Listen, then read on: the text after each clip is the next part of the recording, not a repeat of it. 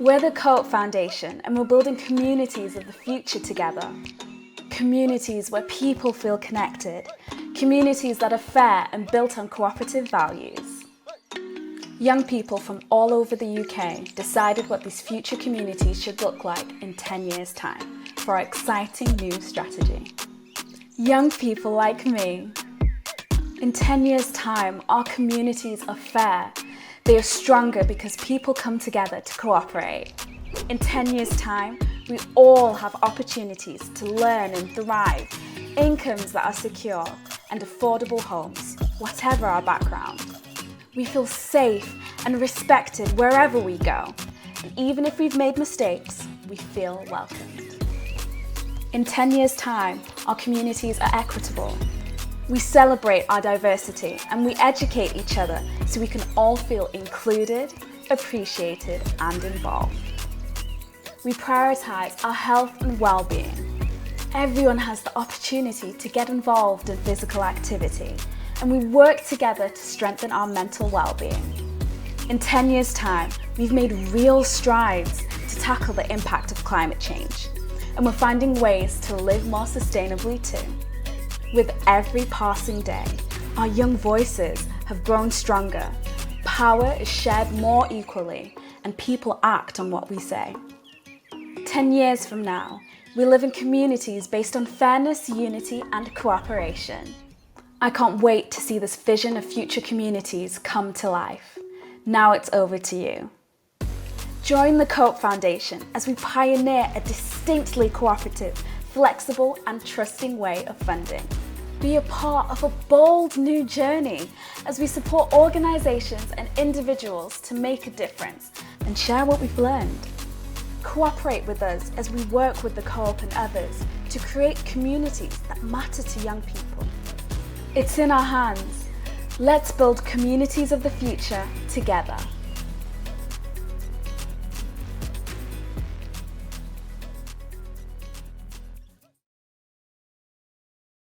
Apologies for that little tech fail earlier on. That always happens when you're at a live event, but we got there in the end, and hopefully you enjoyed that video. I just want to say a big thank you to everyone who put the video together, especially to the narrator, Claire. Claire is a former Co-op Academy Swindon student. She's been a part of the Co-op Foundation family for a number of years. She helps us to give out money to youth projects, and she also volunteers every year on our Lonely Not Alone campaign. So thank you, Claire, for being part of our launch today. Really excited to hear from you later on. I also want to say a big thank you to the two young illustrators who created the video, Lauren and Liv from Pickle, which is a fantastic name for an agency, but they've done a brilliant job to bring our new vision and our new strategy to life. And that's why we're here today, to officially launch our new 5-year strategy, which we're calling Building Communities of the Future Together. And I'm so thrilled that there's so many people here to join us today to show what a high level of interest there is in this exciting new initiative. We're really proud of this strategy. It's big, it's bold, it's a trailblazing new direction for the Co-op Foundation that is going to really help us to deliver on and crucially add even more value to the Co-op's vision of cooperating for a fairer world. Our strategy has been co-created with the Co-op, our business parent, but also with our funded partners, loads of amazing organisations that do incredible work across the country, to our peers and colleagues in the funding sector, and of course to young people who have worked really hard to help us build what we think is a really exciting new strategy, which basically falls into 3 parts. Firstly, the Future Communities Vision, which we'll hear more about later on, which was created by young people from all over the UK. Secondly, we will be pioneering a distinctly cooperative way of funding organisations, and for the first time for the foundation, we'll be investing directly into individual young people. And then thirdly, a commitment to cooperate with other funders and other partners, including the Co-op, so that we can extend our impact and make our Co-op member donations go even further. We've got a great lineup of speakers for you today, and in a moment I'm going to introduce them to you, but just a little bit of housekeeping to kick off with. This is a Teams call, and as you've just seen, sometimes Teams stuff can get a bit shonky, so we'll do our best to keep the tech on track, and we'll try not to let pets and children come in and interrupt us, but of course we can't promise anything. And if you do get kicked off the call for any reason, don't worry, our comms team will let you straight back in.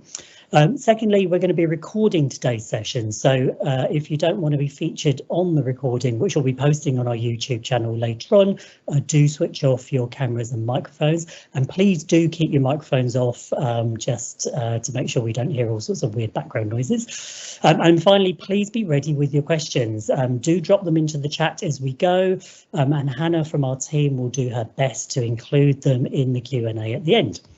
So that's the housekeeping. We've got a brilliant list of speakers. First off, we're going to be hearing from Rebecca, who is going to be telling you about our relationship with the Co-op and how we've been working together on their vision of cooperating for a fairer world. You're going to hear from Nick Crofts, who's our CEO. He's going to talk to you more about how we put our strategy together.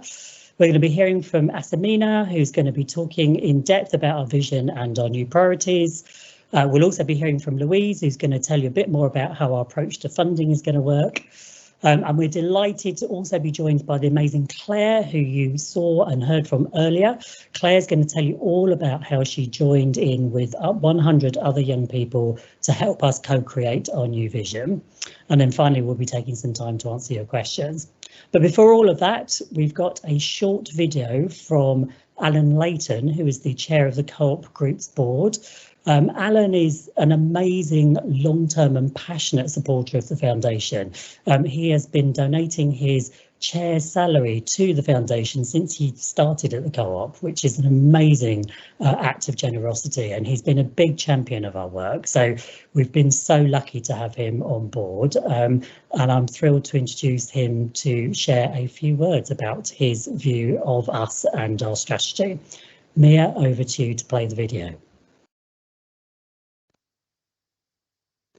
Sorry I can't be with you today. As you know, the foundation is something really, really close to my heart. But I'm so proud of the new strategy, which is about building communities of the future together, which is going to be announced today. Just in the title of this, in a strange way, it tells you everything you need to know about the foundation and why it's so important to me. It's about building things. You know, that's how you do things. You build things up from the base. And sometimes they take time, but you never stop building. Communities is where everything takes place. You know, the UK is about community up. It's not about top government down. And when things are dealt in the communities, whatever that community is, you see that things happen. And so community is pretty central to everything that we do, and certainly when I think about things. We're also about the future. A lot of what we do in the foundation is about youth. And youth is about the future. You know, I've got young grandkids, I've got young kids, they are the future. And what we're trying to do, the foundation absolutely plays for that. But the crucial word is together, because you can't do these things on an individual basis. You have to have a mass to do it. And so building communities, you know, of the future together in the strategy itself tells you everything you need to know about the foundation, because that's what we do.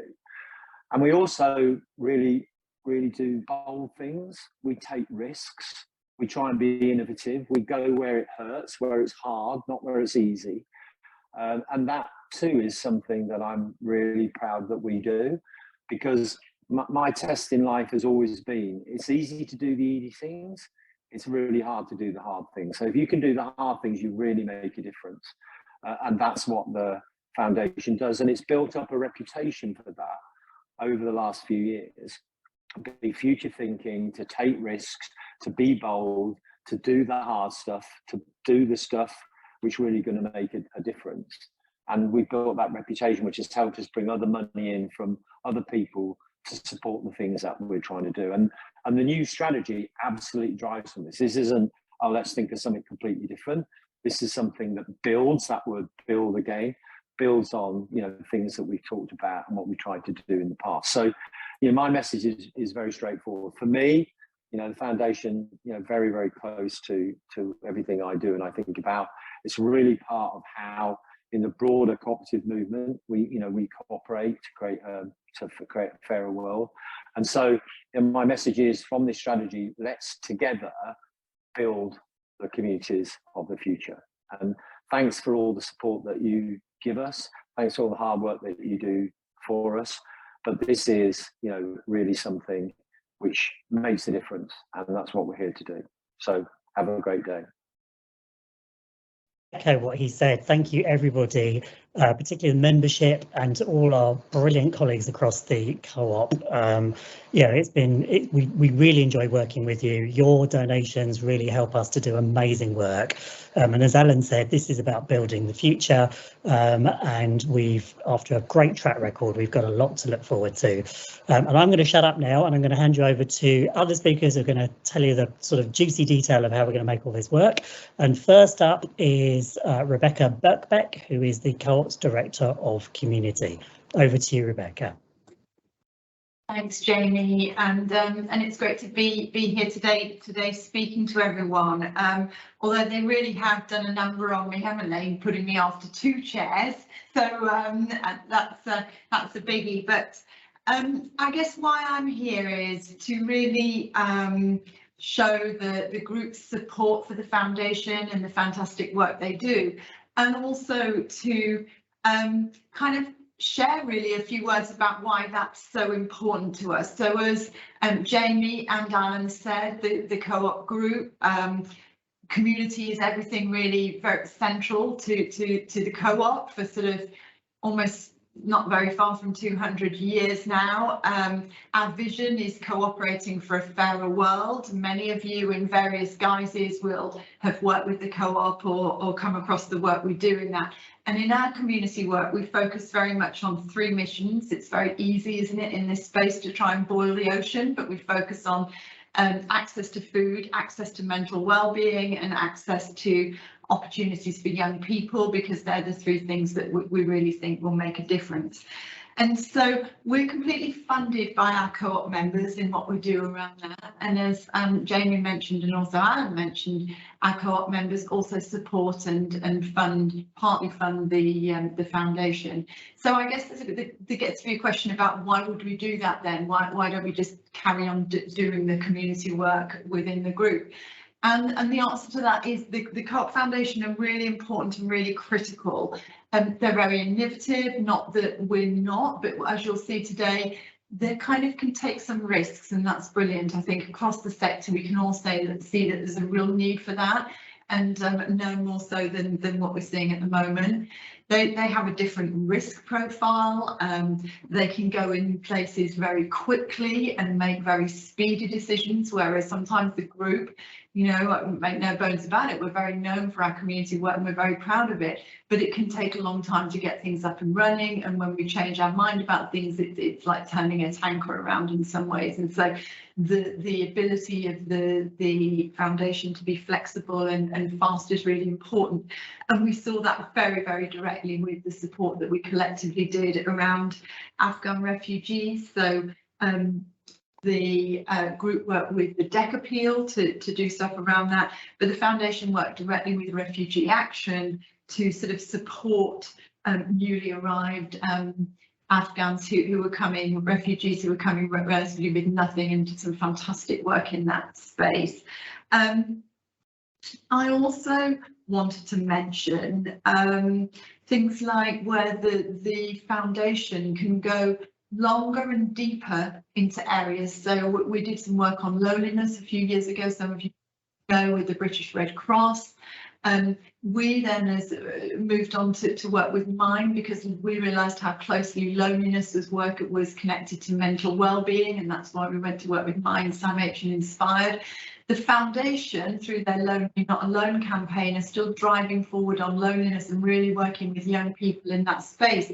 And again, that spills into mental well-being and doing some really deep work there that's changing people's lives forever, and that I know they and we are really proud of. And that Lonely Not Alone campaign is live at the moment, actually.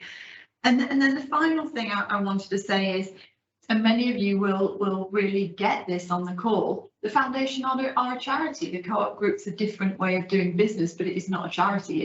It's a business and a cooperative society, a group of businesses and a cooperative society. The foundation being a charity is very, very important, and that gives them a platform, a different kind of platform, and a way of getting into different spaces and helping the co-op name and the work and just cooperation, small and large C, go right across all of their work. So I will stop there, and I'll just say how excited we are with the new strategy and continuing to support and work together with the foundation, and how what's really fantastic for us, and I know that Nick will say more about this in a moment, but what's so fantastic is that this strategy is new and exciting, but it is built on the roots of those cooperative values and principles that were put in place, as I said at the beginning, almost 200 years ago, and that makes us all very proud. So, Nick, I think it's over to you. Thanks, Rebecca, for those very generous words and for your continued commitment to the foundation. We are super proud to be part of the Co-op's world-class community and campaigning presence, so brilliantly led by you, Rebecca. So, building communities of the future together has, as Jamie mentioned, been a co-creational, super co-op-y and collaborative piece of work, and we are incredibly grateful to the many people on this call for all of the rich input that they have shared with us. I'm going to tell you in a bit more depth about what we've done to create our new strategy, why we will think it will make such a difference to co-op members, to communities, to local organisations, and indeed to young people. And as Rebecca said, the foundation has previously focused on thematic funding areas, including our famous work tackling youth loneliness. And make no bones about it, we've been very successful in that. We've built some wonderful partnerships with community groups, many of whom on the call today. We've leveraged millions of pounds of external funding, and of course we've learned a great deal along the way. But we wanted to accomplish much more with our new strategy. We wanted to create a better way of funding, a distinctly cooperative way of doing our work, which could hopefully inspire others to do the same. And we wanted to build an aspirational vision rather than simply focus on specific areas. We wanted to have both the ability to work long term and yet still be able to flex to meet the rapidly changing world in which we live. And of course, as Jamie said, we want to better show how we can deliver on the co-op's vision. So building the strategy was super co-op-y. Our team foundation collaborated, of course, with our trustees, with group board members, with wider co-op colleagues, our academies trust, its students, and our own wonderful delivery partners to get the very best input. And really, the exam question was this: what does a grant maker driven by cooperation do differently from other funders? And we transported ourselves 10 years into the future and thought long and hard about where the foundation would sit, what our delivery partners would need, and how we could better deliver on our shared vision. And as Jamie alluded to, the answer really came to us in three parts. Firstly, to work with young people to create a compelling vision of what future communities could and should look like. Was it going to be all hoverboards and space food? Or would these communities be diverse? Would they be sustainable? We asked these future visionaries to build our future communities' vision. And this work gave us a clear, compelling and indeed inspirational understanding of what future communities that are fair and built on cooperative values would look like. Secondly, all of our work, all of our funding and campaigning activity will be dedicated to bringing this vision to fruition. We'll be doing fewer things, but better. We'll work with and fund organisations and individual young people long term to build our future communities' vision together. We'll also fund organisations tackling emergencies in the here and now that could prevent our vision from coming properly to life. And then thirdly, we will cooperate with others. The clue being in the name, you might say. We'll work more closely with the co-op, but also with other organisations to make sure that our scale and reach and impact match our ambition. We've a proven track record of doing this, working with others, securing match funding, making our resources go further and delivering more. So, as I said, cooperation has been at the heart of this right from the start. It was and is the glue that holds our ways of working together, and it remains the golden thread that runs through every word of our strategy today. So next, I'm going to pass over to the wonderful Asamina Vago, our Head of Learning and Impact, who will share more about the Future Communities vision. Asamina. Thank you, Nick. So within our new strategy, the Co-op Foundation has a vision of future communities that are fair and built on cooperative values. We believe cooperation is at the heart of strong communities, and this is what makes us a different kind of funder. We put this into action this summer as we work with young people to build a vision of future fair communities. And it was important that we shape this vision with young people because they will inherit these communities, but we would like them to be part of shaping them as well. So working in partnership with a consultancy, that has the expertise in youth participation, we involved almost 100 diverse young people, ages between 11 to 25 years old. We involve them through 10 online and face-to-face focus groups and WhatsApp diaries. Our first focus group took place at Co-op Cornell College, and we're also thankful to our partners off the record who are in this call and Youth Focus Northeast in Gateshead for their support hosting the face-to-face focus groups. And I've noticed a common question about diversity of the people we work with in the future. So I'm proud to say that in this particular piece of work, we had diverse young people being involved. We used the social media advertising campaign, our funded partners and our networks to reach out to young people. So our final participants had diverse backgrounds in terms of gender, disability, ethnicity, location, and socioeconomic status. Young Co-op members and young Co-op colleagues were also part of this process, and we compensated with bursaries the young people to acknowledge their expertise, their time, and to lift barriers to participation.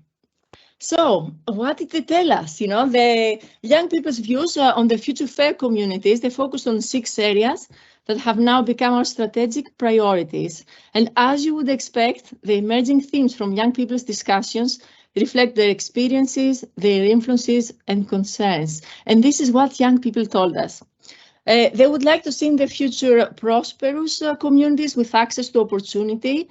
These views were influenced by the current cost of living crisis, so they would like to see financial security, being educated about financial management, people having a universal basic income, affordable housing and affordable healthy food, equitable access to good quality education, and people getting into satisfying jobs and career paths.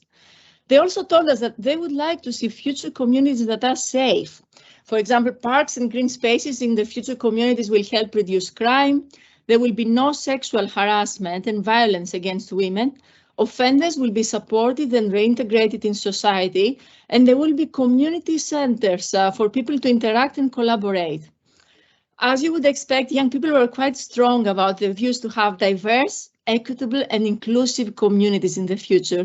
They referenced a lot the Me Too and Black Lives Matter movements, and they talked about connected communities in the future with empathy, respect, where people get on well with each other. All community members are able to participate in community life, and public spaces will be catering for the needs of people from different backgrounds and being accessible for all. Coming out of the pandemic, the young people talked a lot about healthy communities in the future, where mental health will not be stigmatized and will be prioritized. There will be good physical health and exercise, access to a healthy lifestyle, work-life balance, and better healthcare with modern facilities accessible for all. Climate change is an issue of global concern that young people have raised its profile internationally. So the young people talked a lot about future sustainable communities, where we will be using energy from renewable sources, green transport, producing less waste, having sustainable built environment, lots of green spaces, good air, good quality, sustainable food, but also more people having a vegetarian diet and sustainable clothing. Last but not least, young people talked about future communities that prioritize youth activism, shared power, and transparent governance. They talked about democratic, fair, accountable government, communities being involved in politics, and opportunities for collective decision-making. They asked for a transparent local government with citizens part of running the community, and young people called for those in power to be more diverse and representative of the population. They imagine a future where young people are given leadership positions and are part of a bottom-up movement that can bring change effectively.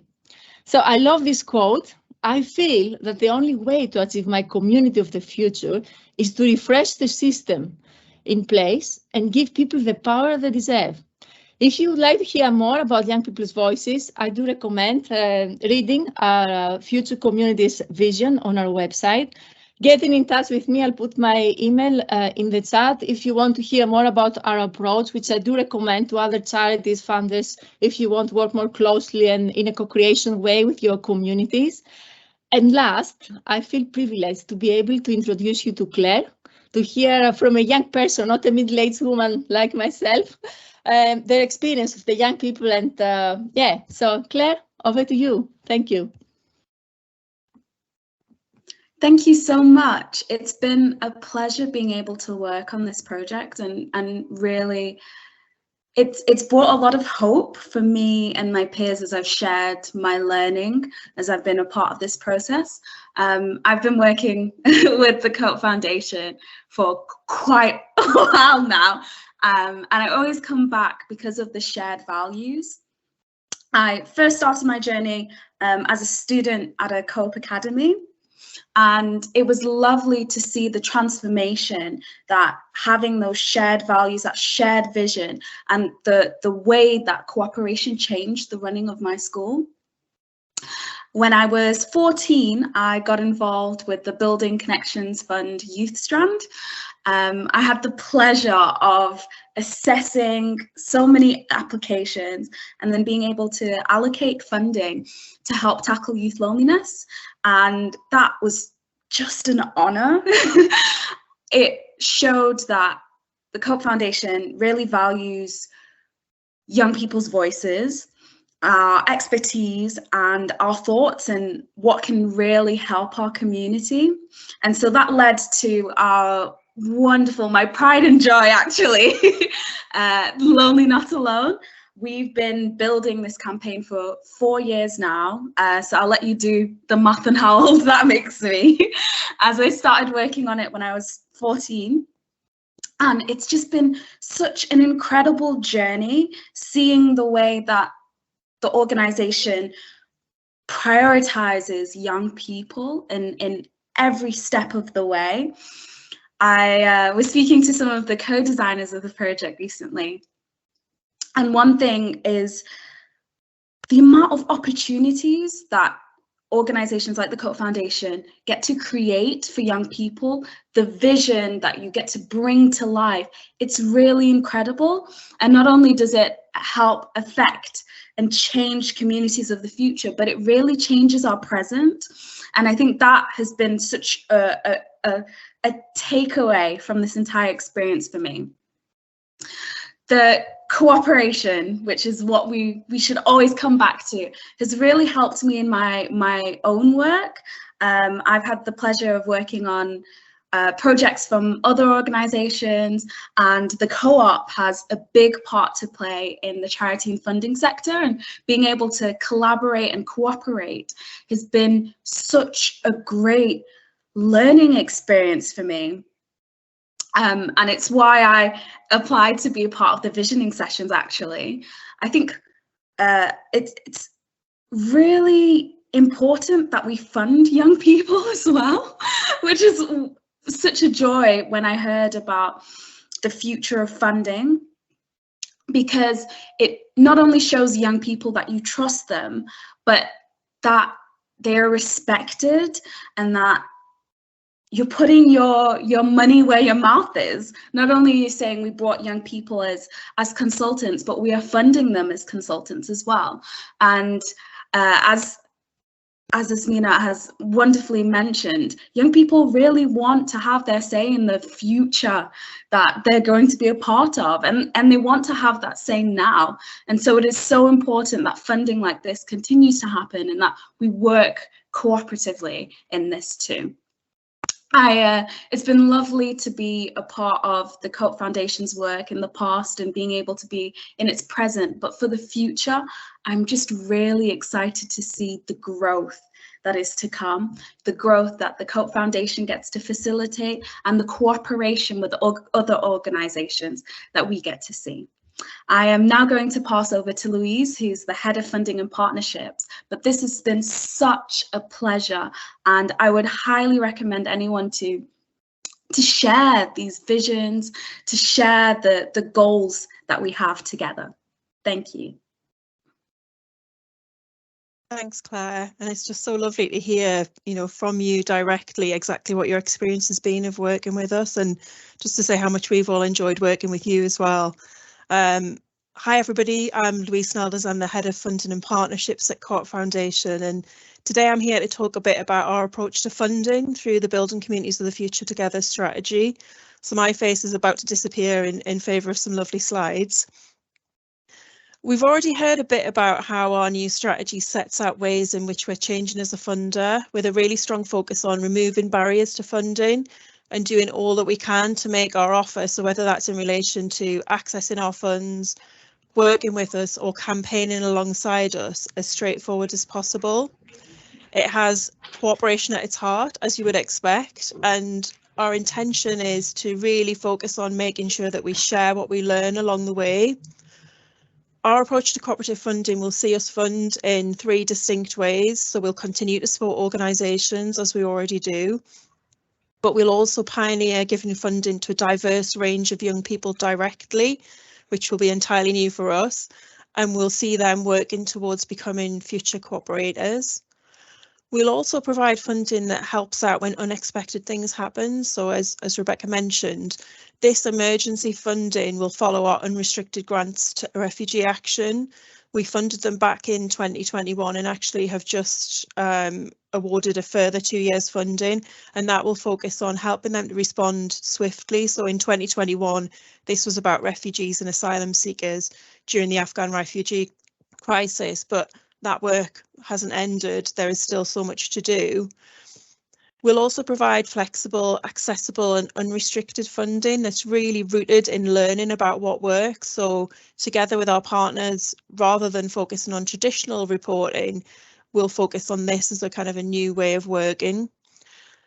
And we'll follow 7 principles that will help us to deliver on this. And not only that, we hope that it'll really help to make the charity sector stronger, as well as making us as a funder much more cooperative.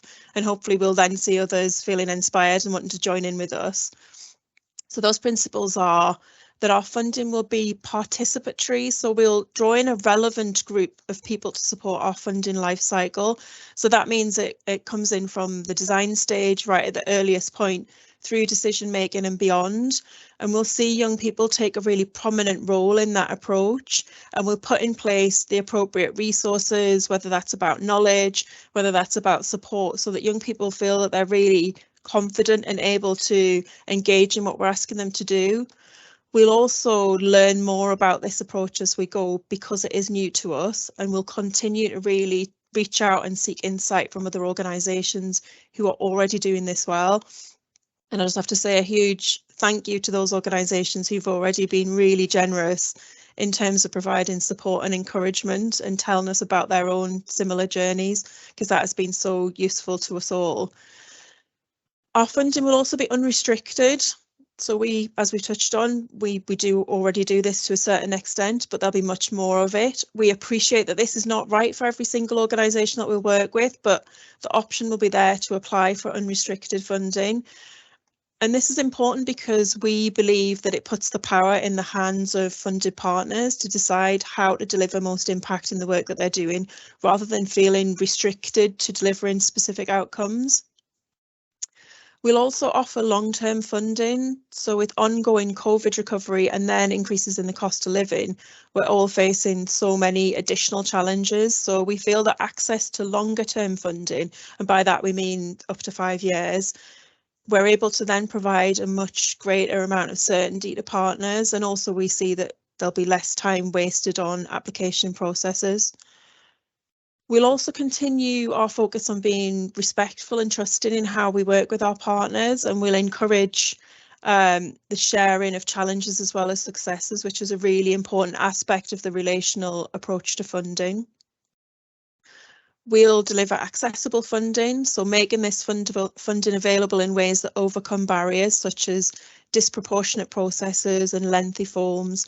We will not be a hard to reach funder, and we'll be really clear about how to access funding using a range of mechanisms.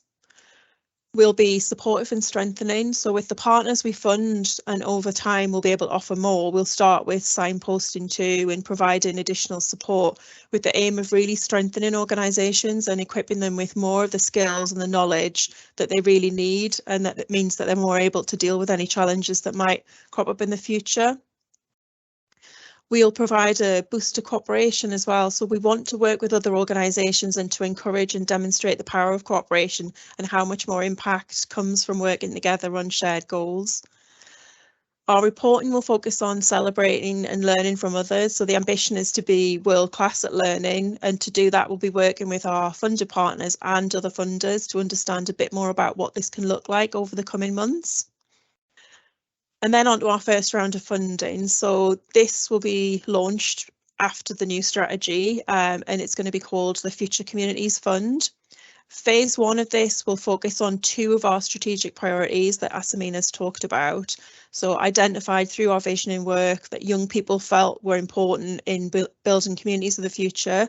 And the 2 that we're going to focus on are around creating diverse, equitable and inclusive communities. And secondly, communities that prioritise youth activism, shared power and transparent governance.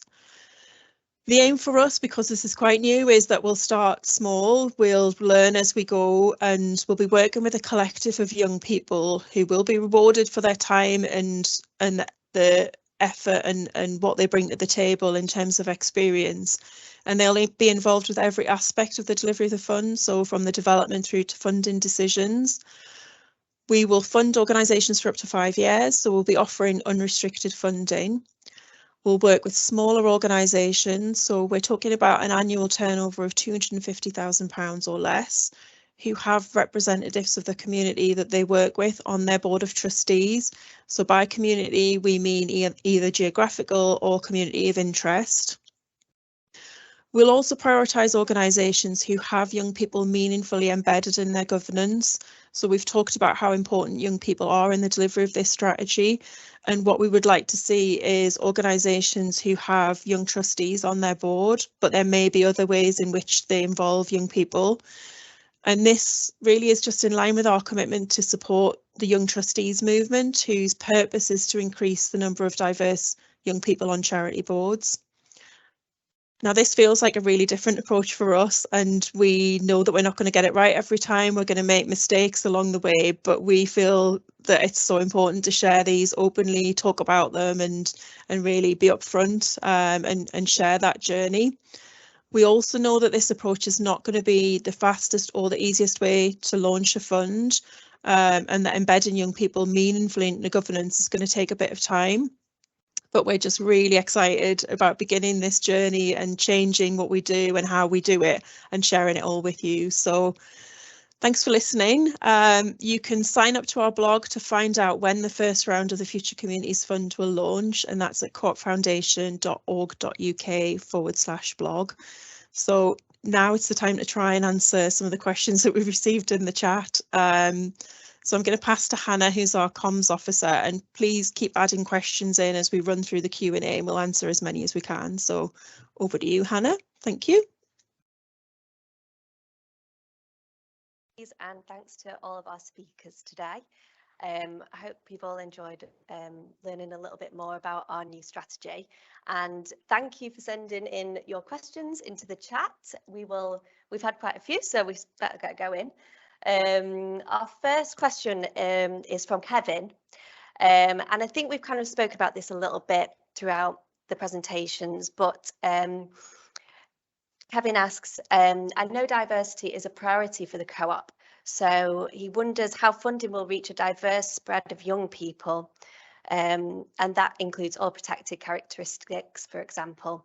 And he said that he loves Alan's quote, I think it was from where he says, "We go where it's hard to do, not just where it's easy." So Louise, would you like to answer that question about how we're going to reach that diverse spread of young people? Yeah, and it's a really, really good question. Thanks, Kevin. I think Asamina has started to talk a little bit about this from the point of view of where we began this journey through our vision and exercise, and just how diverse we felt that it was important that those young people who supported us were. So I guess our leaping off point is a really strong one. But the important thing is actually, where does the funding end up? And part of the approach that we're going to take is, I talked a little bit about when we launch our first fund, actually the focus area, one of the focus areas will be diversity, equity and inclusion. And how we're going to get to a diverse range of young people, firstly, is to involve young people who are diverse across a range of attributes, if you like, within the decision-making process. So we are entirely giving away decision-making power. It's not going to be our board of trustees who are sitting around a table making the decisions on this funding, but we will involve in a really prominent way young people. We'll start, as I said, we're going to pilot this, so we're going to start small with a subset of young people who come from that visioning group, and a small range of other groups such as our young co-op members who will participate in that, and we're just starting to talk to people about who would like to join that. And then we'll start to think about how do we involve young people in a much more ongoing, meaningful way. So part of this is around involving young people in our decisions, and secondly, it's about how do we identify the young people that we're going to fund. So if the question is about funding young people individually, directly, we have already a number of different kind of pipelines of really diverse young people through routes such as our Peer Action Collective that we run currently at Co-op, and we also have a lot of partners that we're already working with. But I guess the focus for us as well is identifying new people who we haven't come across before, and working with young people who are doing some really exciting, innovative work across, you know, all the strategic priority areas that we're interested in. So it's a bit rambly. I've tried to answer the question. This is all quite new to us, and hopefully we'll sharpen up our answers, but the ambition is really strong in terms of hitting that point, Kevin.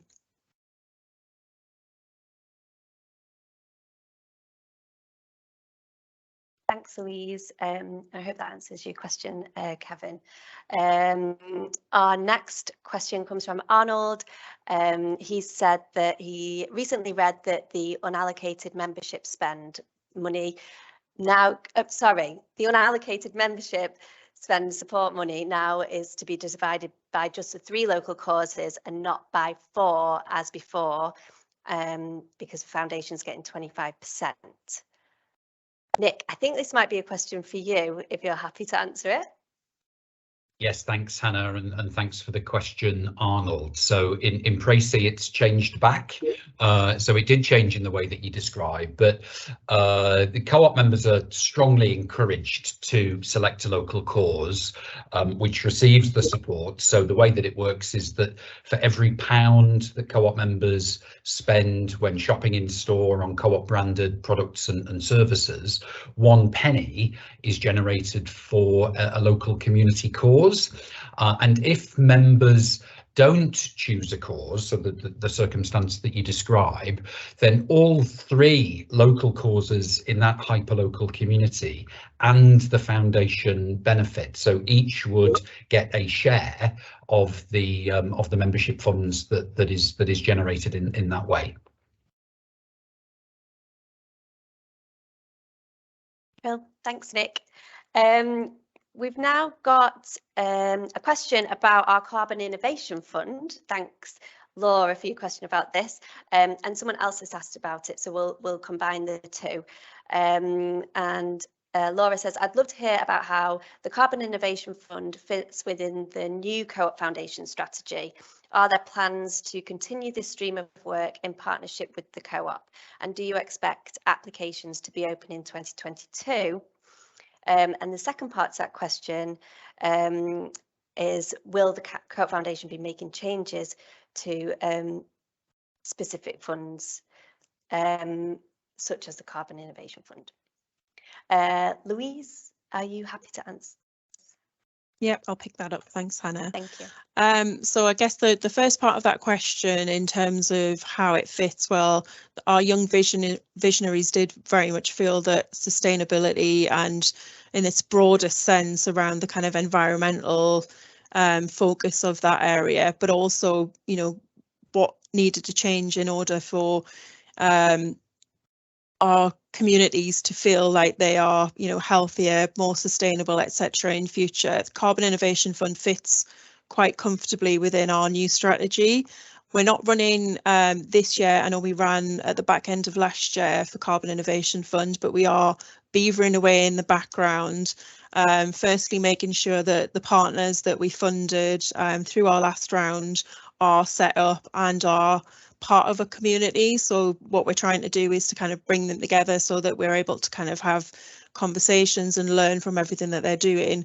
And secondly, looking at what our priorities will be for the next round of funding when that launches. So that's due to launch early 2023, I think beginning of February at the moment. But yeah, so that there will be a further round of funding, and we are just in the process of finalising what that will focus on specifically, taking a lot of the learning that's come from the first round that we delivered, and of course still in very much in partnership with Co-op Group. Did that answer the question? Sounds like it did, Louise. Thank you for that. And we've got time for one more question, and then, but we haven't forgotten about all the other questions, so thanks for sending them. We will create a blog to answer all your questions. So I'll share the link to that in our chat, but it's coopfoundation.org.uk/blog. Our last question is, does the foundation accept unsolicited applications if they fit within the strategic framework? I'm sure there's lots of people that will be keen to find this out. Louise, are you happy to take this question? I feel like I've got to have a certain degree of caution in answering this question. What I'm going to start with is by saying that we are quite a small foundation, so the amount of funding that we have available is reasonably limited. We actually had this conversation as a team as a sort of prelude to this strategy launch a few days ago, and we feel that we don't want to close the door on interesting, exciting opportunities that might come along where there are absolutely brilliantly aligned opportunities that present themselves. So we would say a cautious yes. We are still interested, but there needs to be that really strong alignment with our strategic priorities and in terms of the kind of values alignment with what we're looking to deliver through the strategy. So I would say if anybody is thinking about making an unsolicited approach, then please read through the strategy carefully and yeah, drop us an email at foundation@coop.co.uk and we'll get back to you. So thank you. Please, yeah, definitely get in touch via that email that Louise just said then. If you've got any questions about any funding, we'll be happy to answer. And so we need to wrap up our questions, our Q&A now, and I'm going to hand over to Nick. Great, thank you, Hannah, and thanks for everybody's questions, and thanks to everybody for coming along this afternoon. I hope that you will agree, now that you've had a chance to hear it, that This new strategy really is a bold statement of intent for the foundation. We want to further strengthen our ties with the co-op, create tangible, lasting and positive change in communities and also for young people, and better deliver on the co-op's vision. And we've been working on this for quite some time, and we are super excited that we can finally reveal it in the open. So what will come next? Building Communities of the Future is live from today. Visit coopfoundation.org.uk to read it in full. You can sign up to our blog there too, so you'll get to hear first about upcoming campaigns and any new funding.